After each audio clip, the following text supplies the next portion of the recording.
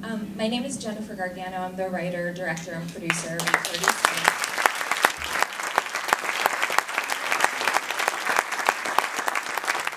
My fiance, Harry Azzano, who's one of the producers on the project. And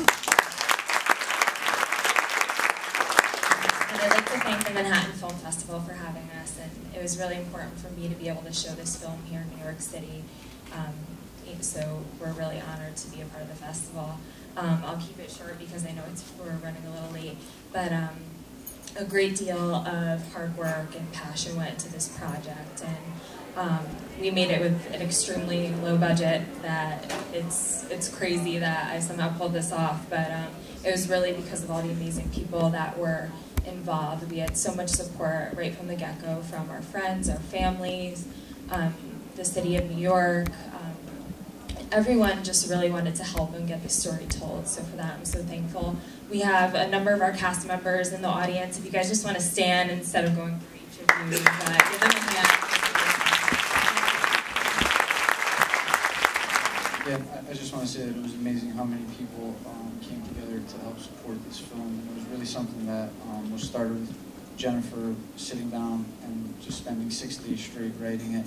A lot of research went into it, a lot of interviews, and there was a lot of heartbreaking material that we're just happy that we had the opportunity to create on screen. And every time we showed it seems to get the emotional response that was intended.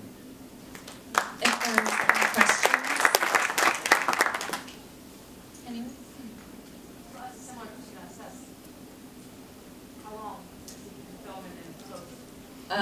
Well, I wrote this script in July. Like Harry said, I had the idea a few years ago, and then one day it just struck me. I walked outside in Midtown. I was just like, I have to make this movie. I have to do it now. So I wrote the script in 6 days, which was crazy. But once I get to writing, I'm like in the office and would not stop until it was done.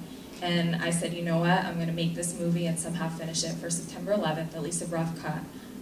So we shot for 14 days straight. My crew wanted to kill me. We shot literally from like 7 a.m. to 6 a.m. and then showed up again at 9 a.m. for 14 days in a row. So my cast and crew were absolutely incredible. They were so supportive. We shot all over New York City, Connecticut, New Jersey. So we were done by the end of August, and then we put a rough cut assembly together, which we showed on September 11th, which all went to Tuesday's Children, but that was the very rough cut. It's taken many, many more months for like the CGI and the score, so we just completed it in, I'd say February. I mean, every time I watch it, I'm like, oh, there's a little thing I want to change here or there, but we just kind of, now it's done, so in less than a year, I would say, altogether. Do you have a personal connection to the event? I actually don't. A lot of people have asked me that if I had lost someone, or I actually didn't even live in New York City at the time. I grew up in Connecticut, and I was just a sophomore in high school when it happened. And I remember my health teacher rolling in one of the TVs and watching what happened. But I lived in New York for about 6 or 7 years now, and just through living in the city, at that age, you obviously have a very different idea and perception of what happened. And I just, through all the people that I know and have met in my time here, and all the people I'm so fond of, and I just love New York, and I think you could tell that by the film.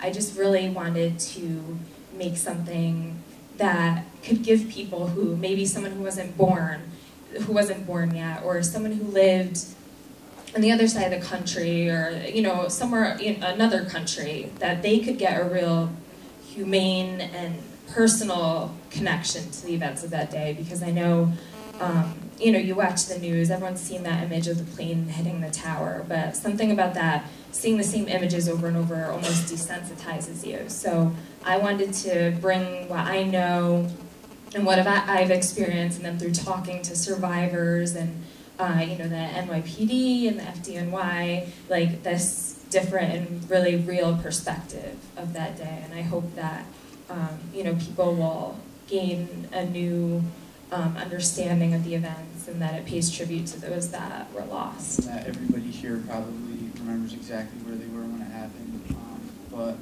our nieces and nephews, for instance, are probably definitely too young to remember. And this is something that as they get older, they can look back at. And also, you know, if you're not from New York or the tri-state or the surrounding area, sometimes you're a little removed from it, and the only time it exists to you is on TV. And it kind of, I feel that this movie puts you in the situation the day before, so it could have been anybody, you know, no matter where you're from or how old you are.